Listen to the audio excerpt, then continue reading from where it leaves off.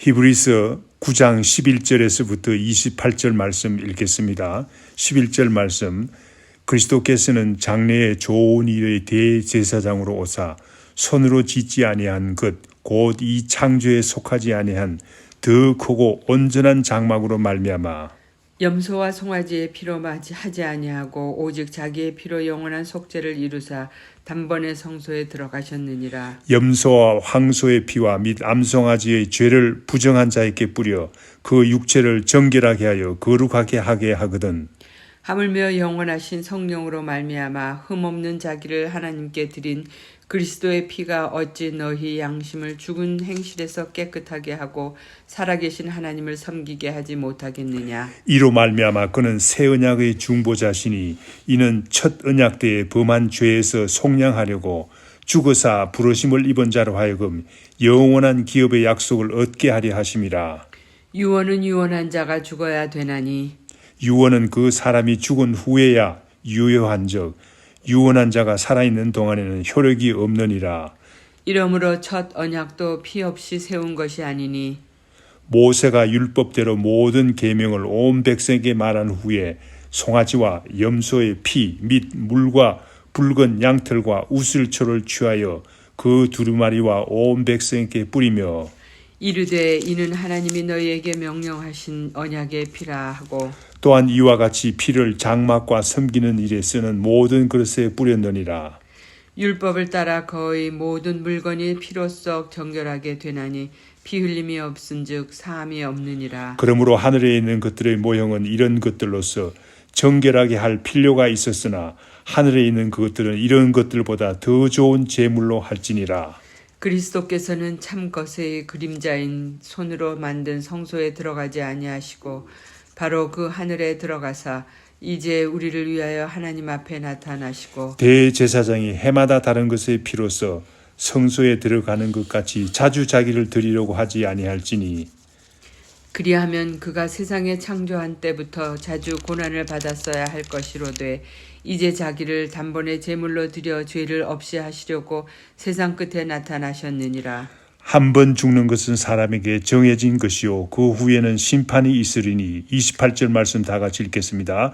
이와 같이 그리스도도 많은 사람의 죄를 담당하시려고 단번에 들이신 바 되셨고 구원에 이르게 하기 위하여 죄와 상관없이 자기를 바라는 자들에게 두 번째 나타내시리라. 아멘. 예수 그리스도는 멜기세덱의 반차를 따라 대제사장이 되신 분이라고 했습니다. 또한 히브리서 8장에서는 구약시대 아론의 자손들이 감당하던 직분과는 전혀 다른 대제사장이라고 합니다. 지금도 하나님의 우편에 앉아 계신 분이라고 하십니다. 구약의 대제사장과는 다른 새 언약의 대제사장이 되신 분이라고 말씀하고 있습니다. 8장 13절 말씀 읽겠습니다. 새 언약이라 말씀하셨음에 첫 것은 낡아지게 하신 것이니 낡아지고 쇠하는 것은 없어져 가는 것이니라. 그렇습니다. 구약의 대제사장의 직분은 낡아지고 쇠하여 가고 없어지는 직분이라고 합니다. 오늘날 구약의 대제사장의 직분은 낡아지고 쇠하여 없어졌습니다. 그러나 새 언약의 대제사장인 예수 그리스도의 직분만이 역사하고 있는 것입니다. 히브리서 9장에서는 구약 시대 때 대제사장과 새 언약의 대제사장인 예수 그리스도와의 차이점을 말씀하고 있습니다. 먼저 우리가 읽지는 않았지만은 9장 1절에서 10절에서는 구약의 대제사장들이 섬기던 세상에 속한 성소에 대해서 설명하고 있습니다. 구약의 대제사장들이 1년에 한 번씩 지성소에 들어가서 백성들의 죄를 위해서 짐승의 피를 드렸습니다. 그러나 이 방법으로는 제사를 온전하게 드리지 못했다고 합니다. 그러므로 구약의 제사와 대제사장은 임시적인 것이라고 합니다. 그래서 예수 그리스도께서 오셔서 개혁하시고 새 언약의 대제사장이 되셨다고 9장 10절 말씀에서 증거하고 있습니다. 새 언약과 새 언약의 대제사장에 대해서는 구약 성경에도 이미 예고되신 말씀입니다. 이사야 55장 3절 말씀에 나타나 있습니다. 55장 3절 말씀 읽겠습니다. 너희는 귀를 기울이고 내게로 나와 들으라. 그리하면 너희의 영혼이 살리라. 내가 너희를 위하여 영원한 언약을 맺으리니 곧 다윗에게 허락한 확실한 은혜이니라 라고 했습니다. 이 언약의 말씀이 예수 그리스도께서 이 땅에 오셔서 새 언약의 대제사장이 되심으로써 이루어진 것입니다. 오늘 우리가 읽은 본문 말씀 11절에서 14절에서는 새 언약의 대제사장인 예수 그리스도께서 드린 고귀한 새 언약의 피를 증거하고 있습니다. 11절 말씀에 먼저 그리스도께서는 장래의 좋은 일의 대제사장으로 오셨다고 합니다. 이 말씀은 예수 그리스도께서 하신 일이 앞으로 올 세상에 참으로 좋은 일을 한다는 말입니다. 더 구체적으로 말하자면 그리스도께서 이루실 구원 사역을 말합니다.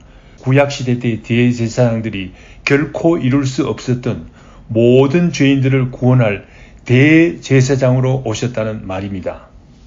11절 하반절에 나오는 이 창조에 속하지 않은 더 크고 온전한 장막은 어려워 보이지만 사실은 예수 그리스도의 몸을 의미합니다. 대제사장으로 오셔서 자신이 십자가에 죽으심으로 인간을 구원하러 오셨다는 말씀입니다. 12절 말씀에서는 예수 그리스도의 피와 구약에서 드리는 동물의 피를 분명하게 비교합니다. 예수 그리스도의 무한한 피의 가치를 자세히 증거하고 있습니다. 참 대제사장인 예수 그리스도께서는 십자가에 죽으셨습니다. 자신의 피를 드렸습니다. 이렇게 해서 영원한 속죄를 이루었다고 합니다. 구약의 대제사장들이 짐승의 피를 매년 드려야 했습니다. 이것과는 다릅니다. 예수 그리스도의 피는 한 번으로 영원한 속죄를 이루기 때문입니다. 영원한 속죄를 이룬다는 말은 예수 그리스도의 피를 믿는 자들은 영원한 구원을 얻는다는 말입니다. 구약의 대제사장들이 결코 이룰 수 없는 것들이 아닙니까? 12절 말씀에 나오는 속죄라는 말은 원래 푼다, 해방시킨다는 의미가 있습니다. 우리를 죄에서 해방시킨다는 말입니다. 노예 시장에서 노예를 속전을 주고 사서 해방시켜 준다는 말입니다. 노예의 신분에서 해방된 사람이 얼마나 감사하겠습니까? 얼마나 기쁘겠습니까? 예수님께서는 이와 같이 우리를 죄에서 해방시켜 주셨습니다. 피로 값주고 사서 우리를 죄에서 해방시켜 주었습니다. 죄로 인해서 죽을 수밖에 없는 우리를 죄에서 해방시켰습니다. 얼마나 감격적인 일입니까? 우리는 새 언약이 주는 이 감격을 결코 잠시라도 잊어서는 안 되겠습니다. 또한 단번에 성소에 들어가셨다고 합니다. 12절에는 참으로 귀한 말씀이 많네요. 한 번으로, 단번이라는 말은 한 번으로 영원이라는 의미가 있습니다. 아론과 그 자손들은 매년 속죄에 들어가서 제사를 드려야 했습니다. 그러나 예수 그리스도를 믿는 자들은 그렇게 할 필요가 없다는 말입니다. Once for all, 한 번만으로 족하다는 말입니다. 13절, 14절에서는 구약의 대제사장이 드린 짐승의 피도 육체를 정결하게 하는 능력이 있었습니다. 하물며 하나님의 아들이시오 죄가 없으신 예수 그리스도의 피가 우리를 죄에서 구원하지 못하겠는가라고 논리적으로 설명하고 있습니다.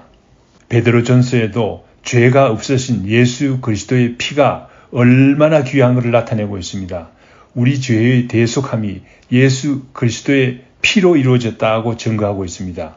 베드로전서 1장 19절 말씀 읽겠습니다. 오직 흠없고 점없는 어린 양과 같은 그리스도의 보배로운 피로 된 것이니라 라고 했습니다. 우리 죄의 대속함이 고귀한 보배로운 그리스도의 피로 된 것이라는 말씀이 아닙니까? 이와 같이 예수 그리스도의 피는 너무나 귀하고 값집니다. 예수 그리스도의 피공로에 우리는 그저 감격할 수밖에 없습니다. 본문 말씀 15절에서 22절에서는 예수 그리스도께서 새 언약의 중보자가 되심을 나타내고 있습니다. 중보자가 되신다는 말은 드리는 제물과 제사장의 위치를 다 같이 수행하는 사람을 두고 말합니다. 구약의 대제사장도 중보자라고 할 수 있습니다. 짐승의 피를 드림으로 중보자의 역할을 하였지요. 그런데 새 언약의 중보자는 다른 중보자입니다. 예수 그리스도는 새 언약의 중보자는 다른 중보자입니다. 15절 말씀에 보면 이로 말미암아라고 했습니다. 이 말씀은 그 전에 나오는 말씀, 예수님께서 피를 흘리심으로 말미암아라는 말입니다. 예수님께서 자신이 피를 흘려서 중보자가 되신 것입니다. 그러니 새 언약의 중보자는 다르지요. 예수 그리스도께서 자신이 중보자가 되심을 히브리서 8장 6절에서는 다음과 같이 나타내고 있습니다. 그러나 이제 그는 더 아름다운 직분을 얻으셨으니 그는 더 좋은 약속으로 세우신 더 좋은 언약의 중보자이시니라 라고 했습니다. 더 좋은 약속으로 세우신 더 좋은 언약의 중보자가 되셨다는 말은 새 언약으로 새 언약의 중보자가 되셨다는 말입니다. 구약에 나오는 언약의 중보자가 아니라는 말씀입니다. 다르다는 말씀입니다. 그런데 본문 말씀 16절 17절에서는 유언은 유언한 자가 죽어야 되나니 라고 했습니다. 귀한 말씀입니다. 유언은 유언한 사람이 살아있을 동안에는 효력이 나타나지 않습니다. 예수님께서 피를 흘려 죽으심으로 중보자가 되신 사실을 나타냅니다. 예수님께서 피를 흘리지 않으셨다면, 죽지 않으셨다면 중보자가 되신 일도 없었을 것입니다. 이 말씀에서 유언이라는 말은 언약으로도 번역할 수 있습니다. 다시 말하면 이 언약은 언약한 사람이 죽으심으로 말미암아 그의 뜻이 이루어지게 됨을 나타냅니다. 본문 말씀 18절 22절에는 구약시대의 제사도 언약이라고 할 수 있다고 합니다. 그러나 예수님께서 감당하신 새 언약과 새 언약의 중보자는 그 감격과 능력과 효과를 비교할 수 없는 것이라고 증거하고 있습니다. 본문 말씀 23절에서 28절에서는 하늘 성소에서 단 한 번으로 완성된 그리스도의 희생의 속죄를 증거합니다. 23절에 나오는 하늘에 있는 것들의 모형이라는 말은 이 땅에 있는 성소를 말합니다. 모형이지요. 무엇의 모형이라는 말입니까? 하늘 성소의 모형을 말합니다. 그러므로 하늘에 있는 것들은 하늘 성소를 말합니다. 이 땅의 성소도 짐승의 피로서 정결케 할 필요가 있었습니다. 그러나 하늘 성소는 더 귀한 제물이 필요하였습니다. 그래서 하나님의 아들이시오 죄가 전혀 없으신 그리스도의 피가 필요했던 것입니다. 그래서 그리스도께서는 24절 말씀과 같이 참 하늘 성소에 들어가셨다고 합니다. 자신을 들여서 하늘 성소에 들어가셨다는 말입니다. 그리스도께서 하늘 성소에 들어간 이유는 무엇입니까? 우리를 위해서 하나님 앞에 우리를 나타내시려고 우리 죄를 사하여 주시려고 하늘 성소에 들어가셨다는 말이 아닙니까? 25절 26절에서는 하늘 성소에 드린 예수 그리스도의 피는 단 한 번으로 충분했다고 합니다. 한편 아론과 그의 자손이 드린 짐승의 피는 매년 드려야 했습니다. 그러나 예수 그리스도는 한 번만 드립니다. 예수 그리스도의 피는 한 번만 드립니다. 이 땅의 성소에서 제사 드릴 때는 해마다 제사를 드려야 했습니다. 그리스도는 한 번만 드렸습니다.